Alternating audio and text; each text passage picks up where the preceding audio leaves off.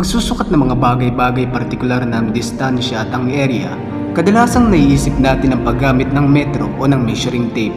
Ngunit kung iisipin, limitado lamang ito sa mga patag na bagay o lugar. Kaya, paano kung nasusukatin mong distansya o area ng isang lugar ay may maraming sagabal katulad ng mga damo, mabato o malulubak na daan? At paano kung nasusukatin mong area ay ang area ng isang lungsod na may matataas na building at may mga anyong tubig na katulad ng ilog? Well, sa larangan ng engineering field, hindi na problema ang bagay na ito dahil sa tulong ng makabagong teknolohiya na tinatawag na theodolite.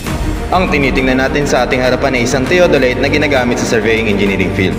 Naimbento ang gamit ito noong 16th century at walang nakakaalam kung sino ang pinakaunang nakagawa nito.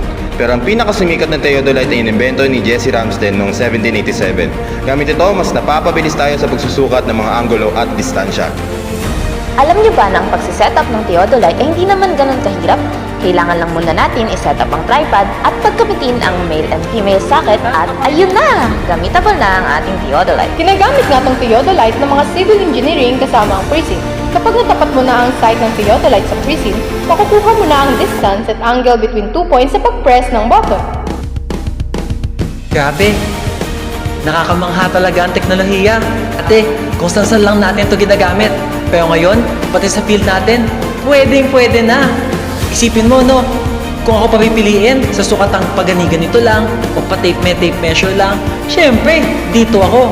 Just imagine all civil engineers, even tayo na future civil engineers.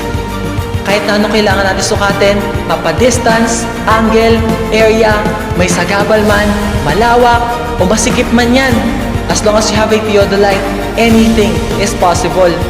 Kasi para sa akin, technology is an extension of human capabilities. Sabi nila para mahika, pero to me, it's just teknolohiya.